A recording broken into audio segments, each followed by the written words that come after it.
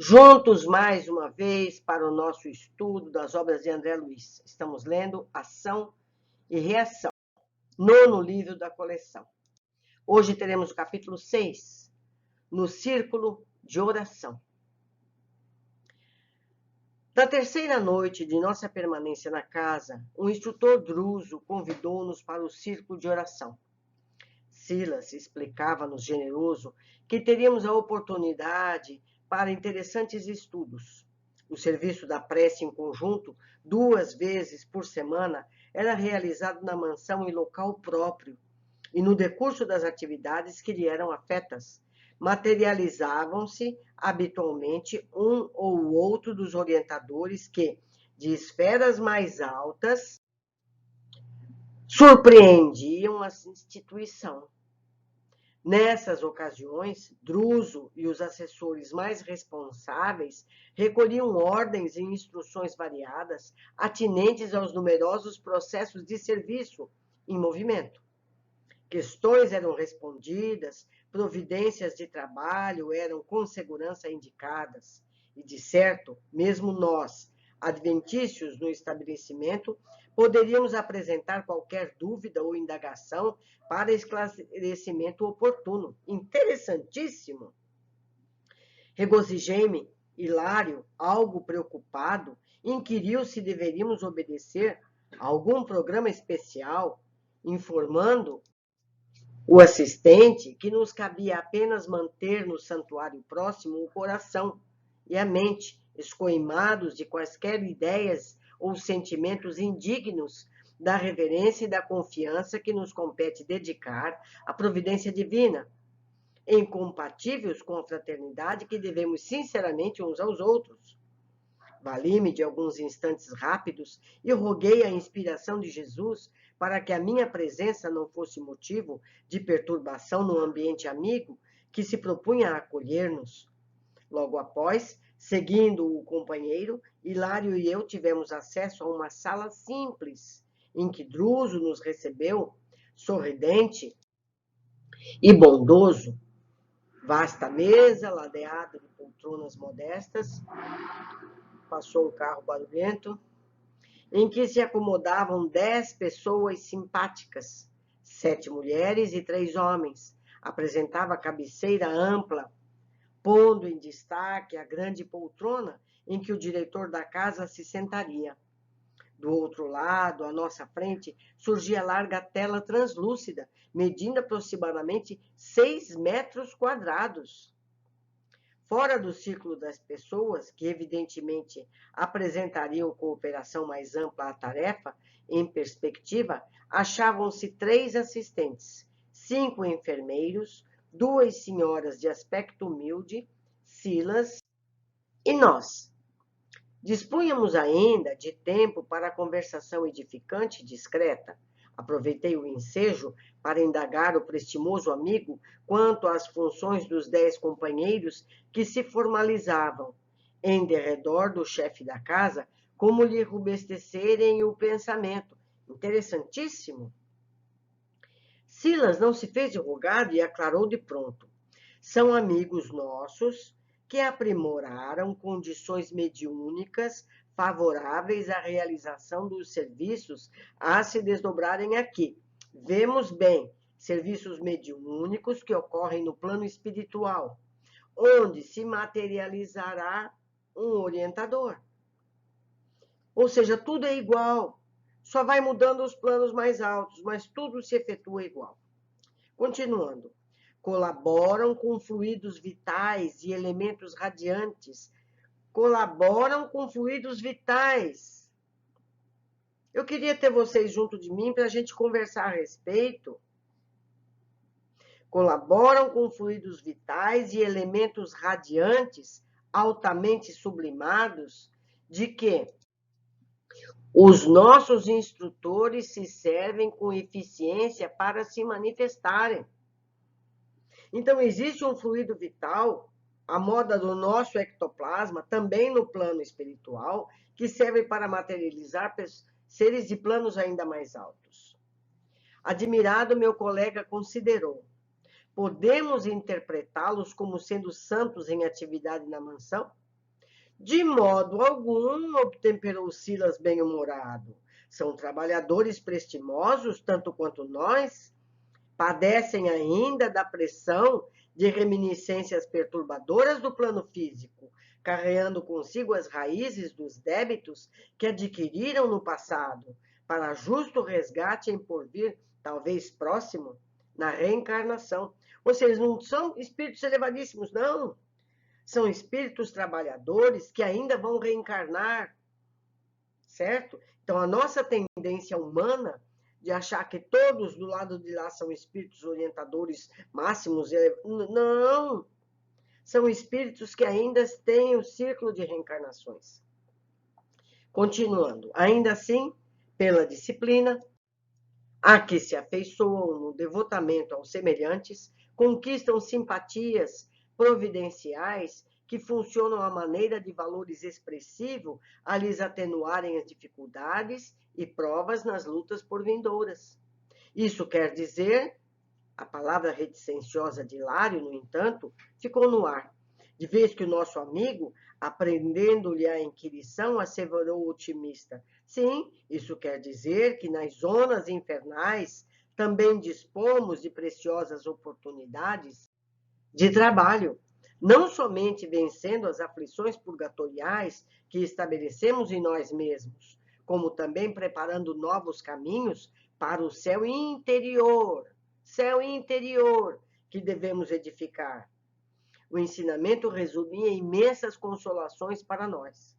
A essa altura do entendimento, Hilário centralizou a atenção nas duas damas presentes, cuja apresentação exterior demonstrava singular diferença do meio a que nos ajustávamos, pela extrema tristeza que lhe senhoreara a fisionomia, e perguntou respeitoso: meu caro Silas, quem são essas irmãs nossas que francamente se distanciam do tom psíquico aqui reinante? O interpelado sorriu e informou: são irmãs que por mérito em serviço, recebam o direito de partilhar a reunião de hoje, de modo a suplicarem auxílio na solução dos problemas que lhes tocam a alma de perto. Conheço-as pessoalmente. São mulheres desencarnadas que primam pela abnegação, atuando em socorro de espíritos familiares que sofrem nessas regiões as duras consequências dos delitos a que se entregaram. Imprevidentes. Após lhes dirigir um olhar fraterno, aduziu: Madalena e Sílvia desposaram na existência última dois irmãos consanguíneos que se odiaram terrivelmente, desde a mocidade até a morte.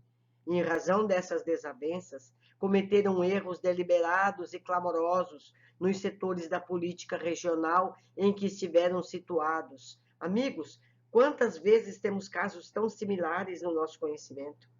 Não é verdade? E sempre as mulheres carregando os filhos, os irmãos, os maridos. Impressionante. Nutriram vastas sementeiras de egoísmo e discórdia, impedindo o progresso da coletividade que lhes cabia servir de alimentando a cisânia e a crueldade entre os companheiros que lhes abraçavam os pontos de vista. Muitos crimes foram postos em execução, incitados por eles ambos, que estimavam acalentar a discórdia incessante entre os consórcios de arregimentação partidária. Veja só, quantas cidades conhecemos? Aqui na Europa não sei, mas no Brasil isso é constante. Partidos políticos na mesma família, gerando discórdia entre si. Ai, é muito triste. E por essa razão, espiam nas linhas inferiores do sofrimento os delitos de lesa fraternidade que praticaram contra si próprios. Pretendia indagar em que consistiam as provações dos amigos infortunados a que nos referíamos, mas uma palavra de Druso se fez ouvida, concitando a necessidade de preparação. Certamente, ajuizando agora, quanto às faltas involuntárias em que poderíamos incorrer, pediu para que nós outros, os que partilhávamos a prece ali, pela primeira vez, guardássemos plena abstenção de pensamentos menos dignos, abolindo quaisquer recordações desagradáveis, para que não se verificassem interferências na câmara cristalina, nome pelo qual designou o grande espelho à nossa frente, durante a manifestação do venerável mensageiro, cuja visita aguardava.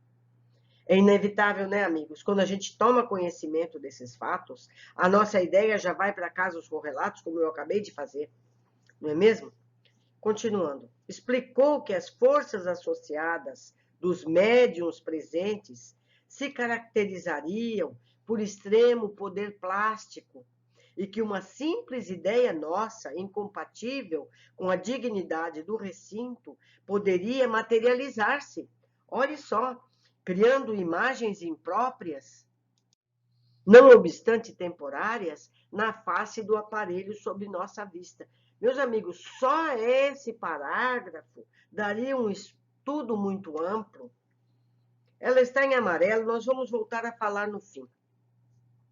Convidados finalmente pelo generoso diretor a externar qualquer dúvida ou preocupação que nos assomassem à mente, perguntei se poderíamos apresentar uma ou outra indagação ao emissário prestes a chegar, ao que ele assentiu plenamente, recomendando-nos, porém, conservar em qualquer assunto a nobreza espiritual de quem se consagra ao bem de todos, sem se deter em perquisições ociosas alusivas às estreitas inquietações da esfera particular.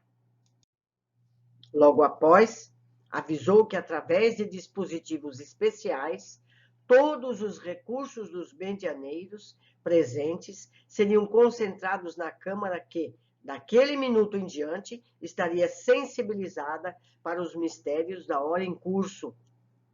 Brando silêncio passou a reinar sobre nós. Em atitude respeitosa e expectante, o diretor da instituição ergueu-se e orou comovidamente. Mestre divino, digna-te abençoar-nos a reunião nesta casa de paz e serviço. Por tua bondade, em nome do infinito amor de nosso Pai Celeste, recebemos a sublime dádiva do trabalho regenerador. Somos, porém, nestas regiões atormentadas, vastas falanges de espíritos extraviados no sofrimento expiatório, depois dos crimes impensados em que chafurdamos em nossa consciência. Apesar de prisioneiros, aguilhoados às penas que geramos para nós mesmos, saudamo-te a glória divina, tocados de reconforto. Concede-nos, Senhor, a assistência de teus abnegados e sublimes embaixadores, a fim de que não desfaleçamos nos bons propósitos. Sabemos que sem o calor de tuas mãos compassivas, nos fenece a esperança, a maneira de planta frágil. Sem a bênção do sol, Mestre, somos também tutelados teus, embora permaneçamos no cárcere de clamorosas defecções. Suportamos as lamentáveis consequências de nossos crimes. Destes lugares tenebrosos partem angustiosos gemidos em busca de tua piedade incomensurável. Somos nós, os calcetas da penitência, que, muita vez, soluçamos desarvorados, suspirando pelo retorno à paz.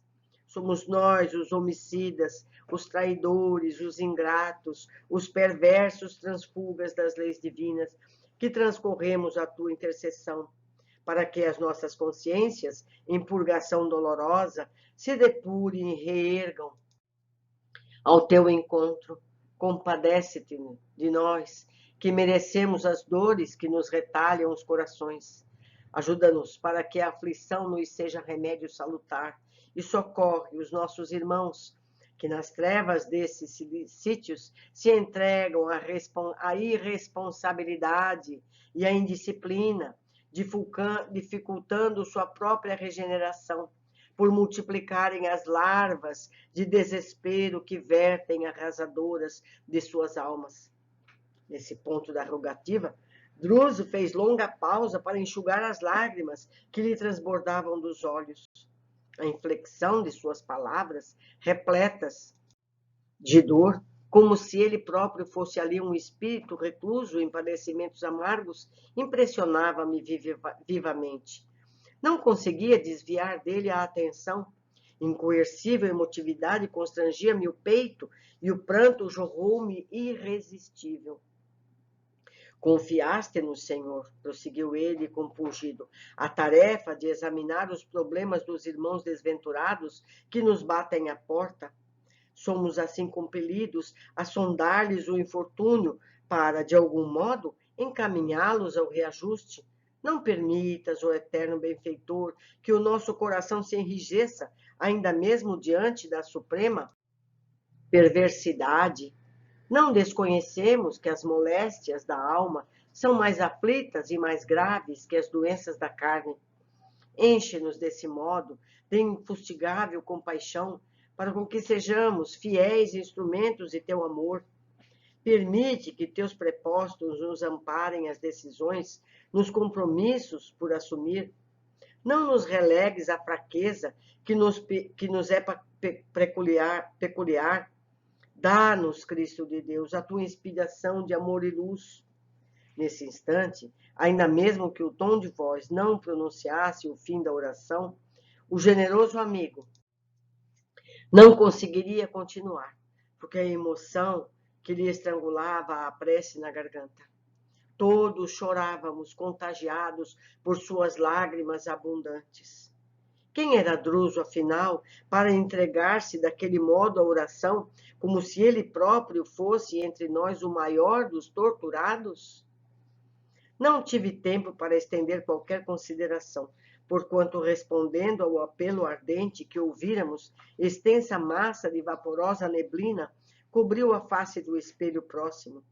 Fixei admirado, pareceu-me identificar largo floco de névoa primaveril, a distender-se alva e móvel. Estáticos e felizes, vimos emergir da leitosa nuvem a figura respeitável de um homem aparentemente envelhecido na forma, revelando, porém, a mais intensa juvenilidade do olhar. Vasta auréola de safirino esplendor coroava-lhe os cabelos brancos, que nos infundiu em inexequível respeito, a derramar-se em sublimes cintilações na túnica simples e acolhedora que lhe velava o corpo esguio. No semblante nobre e calmo, vagava um sorriso que não chegava a fixar-se. Após um minuto de silenciosa contemplação, levantou a destra, que despediu grande jorro de luz sobre nós e saudou: a paz do Senhor seja conosco. Havia tanta doçura e tanta energia, tanto carinho, tanta autoridade naquela voz, que procurei manter o melhor governo das emoções para não cair de joelhos. Ministro Sâncio, clamou o Drúzio reverente, bendita seja sua presença entre nós. A claridade a irradiar-se do venerável visitante, a dignidade com que se nos revelava impunha-nos fervoroso respeito. Entretanto, como querendo desfazer a impressão de nossa inferioridade, o ministro, surpreendentemente materializado, mantendo o campo vibratório em que nos encontrávamos, avançou para nós, estendeu-nos as mãos num gesto paternal e colocou-nos à vontade. Ou seja, ele se materializou em frente àquele que eles chamam espelhos, que parece uma tela, e ele pôde vir ao encontro. Essa materialização, lembrando, se dava graças à força vital que os médiuns e os presentes emprestavam. Continuando. Não desejava cerimônias, acrescentou entre afetuoso e convincente. Em seguida, demonstrando o valor das horas, recomendou ao diretor apresentasse os processos em estudo. Com admiração, vi Druso exibir os documentos solicitados, 22 fichas de largo tamanho, cada qual condensando a síntese das informações necessárias ao socorro de 22 entidades recentemente internadas na instituição. Naquele momento, não pude ensaiar qualquer pergunta direta.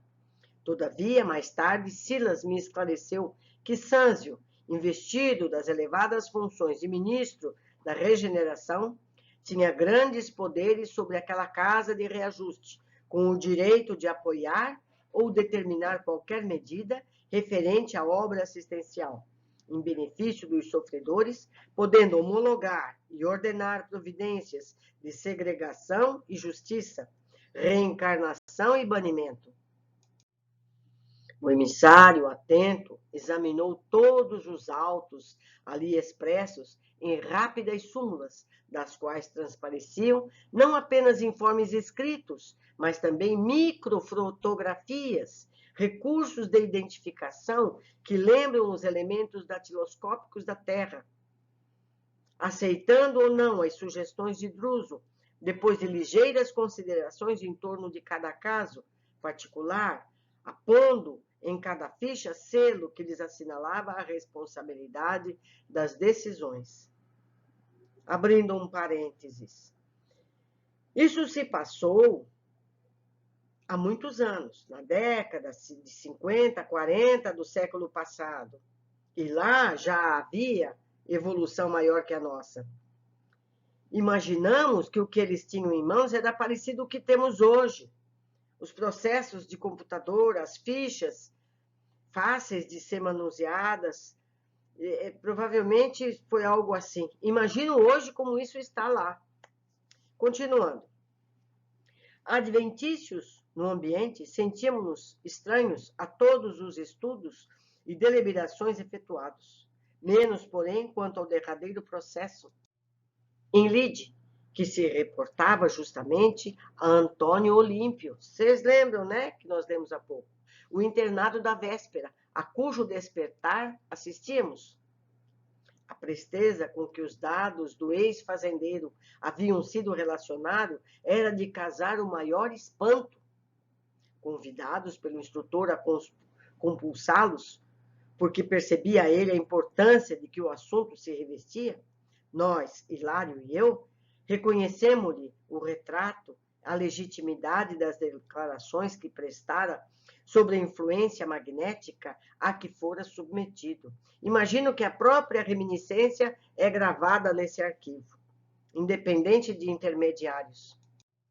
Interessando-nos vivamente pela solução do problema, ouvimos a palavra do ministro, que concordava com o parecer da casa quanto à conveniência de socorro imediato ao irmão infeliz e breve reencarnação dele no círculo em que delinquira, a fim de restituir aos irmãos espoliados os sítios de que haviam sido expulsos. Acentuou, contudo, que o criminoso, conforme as alegações dele mesmo, não desfrutava qualquer atenuante para as culpas que lhe eram imputadas. Como não está em amarelo, vou fazer novo parênteses aqui. Quer dizer, nós vimos a condição em que ele chegou, recém-desperto, e ele vai reencarnar imediatamente para reparar esse erro. Esperamos nós que ele tenha conseguido, porque não é fácil. Antônio Olímpio concordou, o dirigente da casa, vivera para si, entregue à desvairada egolatria. Não conhecera senão as suas conveniências, conservara no mundo o dinheiro e o tempo, sem benefícios para ninguém que não fosse ele próprio.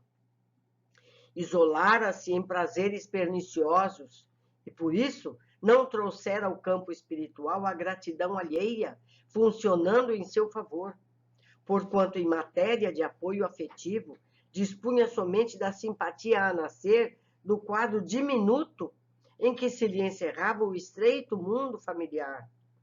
Era, pois, um companheiro realmente complexo, com extremas dificuldades para ser auxiliado no retorno à experiência física.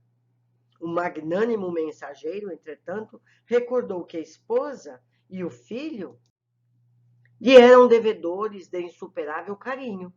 Esses dois corações surgiam ali, segundo a lei, como valores benéficos para o delinquente, porque todo bem realizado, com que for e seja onde for, constitui recurso vivo, atuando em favor de quem o pratica. Resumindo as conclusões suscitadas, notificou à pequena assembleia que pediria o comparecimento da irmã Alzira, será a mesma que nós já conhecemos? Para que se manifestasse com alusão às medidas em andamento, abstendo-se de qualquer apelo imediato ao irmão Luiz, o filho favorecido pela fortuna indébita, por encontrar-se internado no corpo físico, apelo esse que somente se justificaria em condições excepcionais. Confiou-se o ministro à prece silenciosa, e respondendo-lhe a petição, notamos que a tênue matéria, justaposta ao espelho, se movimentava de leve, dando passagem agora a uma figura suave de linda mulher. A irmã Alzira revelava-se-nos ao olhar. Parecia integrada à experiência da hora em curso, porquanto não demonstrava qualquer surpresa. Saudou-nos com graciosa gentileza e às primeiras interpelações de Sâncio respondeu humilde. Venerável benfeitor, compreendo a difícil posição de meu antigo companheiro nos compromissos assumidos e ofereço-me de boa vontade para coadjuvar-lhe o serviço restaurador. Aliás, venho suspirando por essa possibilidade, que significa para mim valiosa bênção. Antônio Olímpio terá sido um carrasco aos próprios irmãos, aniquilando-lhes o corpo para usurpar-lhes os haveres. Contudo, para meu filho e para mim, foi sempre um amigo e um protetor.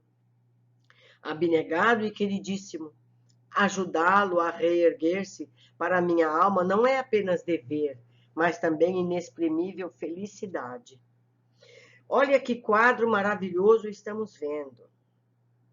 Não é verdade? Ela vai se sujeitar à reencarnação para poder ajudar esse esposo que lhe deu o necessário para viver bem, graças ao crime que ele cometeu. Está tudo interligado. Continuando. O ministro fitou-a satisfeito, como se não lhe esperasse outra resposta, e ponderou. Sabes, no entanto, que os irmãos assassinados perseveram no ódio e perseguiram-no até agora, sem tréguas. Sim, sei de tudo isso, aclarou a simpática senhora. Conheço-lhes o poder vingador. Arrebataram meu esposo da inquietação do túmulo para se saciarem no desforço terrível e nunca me permitiram qualquer aproximação com ele, no vale das trevas em que se demoram por tantos anos. Além disso, ressarcindo meus débitos do passado, sucumbi, por minha vez, nas mãos deles dois, em tremenda obsessão. No mesmo lago em que perderam o corpo físico. Vocês lembram, né? Que ela ficou louca e se arrojou no lago. Então, isso, porém, não é motivo para recuo. Estou pronta para o serviço em que possa ser útil. Esse comportamento dá-se graças ao conhecimento de que a nossa vida é efêmera, a verdadeira vida é no plano espiritual. Então, ela se sujeita a essa situação porque ela sabe que isso é temporário. É um ensinamento que nós devemos adquirir. Nossa situação aqui na Terra é temporária e tem justa finalidade. Continuando. Meditou Sâncio alguns instantes rápidos e aduziu.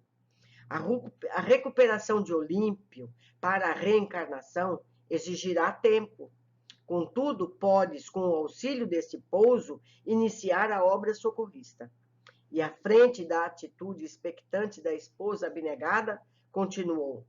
As vítimas de ontem, hoje transformadas em verdugos enrijecidos, moram na herdade que lhes foi arrebatada pelo irmão fraticida, alimentando o ódio contra seus descendentes e conturbando-lhes a vida.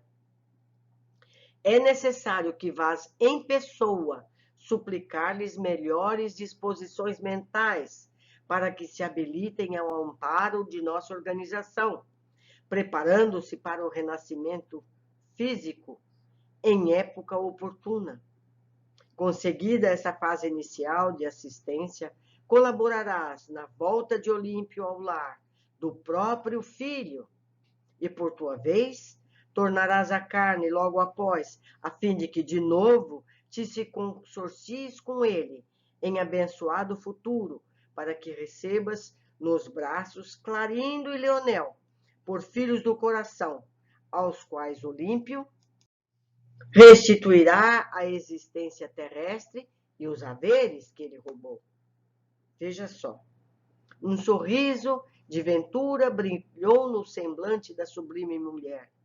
Talvez porque enunciasse pensamentos de temor, Sâncio acudiu-a exclamando: não desfaleças, serás sustentada por esta mansão em todos os teus contatos com os nossos amigos fixados na vingança, e atenderemos pessoalmente a todos os assuntos que se refiram à transferência de suas atividades para esse sítio perante as autoridades que te subordinas. Nossos irmãos infortunados não estarão insensíveis aos teus rogos. Sofreste-lhes impiedosos golpes nos derradeiros dias da tua permanência no mundo, e na humildade dos que sofrem é fator essencial na renovação dos que se fazem sofrer. A digna criatura, em lágrimas de jubiloso reconhecimento, osculou-lhe a destra e afastou-se. A cena tocante e simples emocionara-nos fundamente. Senti o incomensurável amor de Deus alicerçando os fundamentos de sua justiça indefectível e imudalma. Bradei para os meus próprios ouvidos: louvado sejas tu, Pai de infinita bondade, que semeias a esperança e a alegria até nos infernos do crime, como desabotou as rosas de beleza e perfume no seio dos sarçais. Autorizadas por Druso, Madalena e Sílvia aproximaram-se do ministro, implorando-lhes a intercessão para os esposos fossem atendidos naquele estabelecimento de paz e fraternidade para a reconstrução do destino à frente do porvir. Sâncio acolheu-lhes as súplicas com benevolência e carinho, determinando o recolhimento de ambos os infelizes no clima do instituto e prometendo facilitar-lhes a reencarnação para breve. Ligeiro sinal do diretor fez-nos sentir que o instante era agora livre para os entendimentos educativos. Assim, impressionados com o que vimos e observáramos, Hilário e eu acercamo-nos do venerável mensageiro com o propósito de ouvi-lo, a fim de aproveitarmos naquela hora de conversação rara e bela. Impressionantes conhecimentos tivemos nesse capítulo. E no caso, em destaque do fazendeiro, se a gente perceber, o projeto que se estabeleceu ali é para mais de 50 anos. Não é verdade? Tem que pacificar na fazenda, para depois poder preparar a encarnação dele, para depois ela poder ir. São décadas de trabalho, tudo planejado ali no instante. Então, precisamos ter em mente que a nossa vida, o nosso passado, o nosso futuro, mesmo para o caso desses infelizes com crimes tão grandes, está tudo arquitetado, está tudo desenhado. Cabe a nós merecermos esse projeto e trabalharmos em benefício de nós mesmos, facilitando e não dificultando esse processo. Mas vamos às observações que eu fiz quando eu fiz essa leitura há meses atrás. O suporte dos planos superiores sempre está presente. E mais uma vez vemos as materializações comuns nos planos espirituais. Lembrando que os textos em amarelo são cópia do original. Materializavam-se habitualmente um ou outro dos orientadores que das esferas mais altas e contam com médiuns como no plano físico. Colaboram com fluidos vitais e elementos radiantes altamente sublimados, de que os nossos instrutores se servem com eficiência para se manifestarem. Então, vemos que é como diz Hermes Trismegisto, é como em cima e como embaixo, é tudo sempre igual. Só muda a sutileza, só muda a frequência de onda. Pensamentos menos nobres foram evitados, como explica Druso. Explicou que as forças associadas dos médiuns presentes se caracterizariam por extremo poder plástico e que uma simples ideia, nossa, incompatível com a dignidade do recinto, poderia materializar-se criando imagens impróprias, não obstante temporárias, na face do aparelho sobre nossa vista. É como se tivesse uma nuvem de ectoplasma que poderia ser materializada segundo o pensamento das pessoas que estavam ali. Se eu pensar numa flor, ela vai se materializar, por exemplo. Então, pensamentos negativos teriam que ser evitados a todo custo, porque ele se materializaria ali. Impressionante. O presente capítulo daria horas de discussão se nós pudéssemos estar presentes uns com os outros. Espero que esse momento se realize, que possamos um dia estarmos juntos discutindo esses temas. Será muito proveitoso para todos. Deixo aqui minhas formas de contato para que vocês possam dizer alguma coisa e a gente possa trocar conhecimentos. Com grande alegria, espero vocês no próximo capítulo.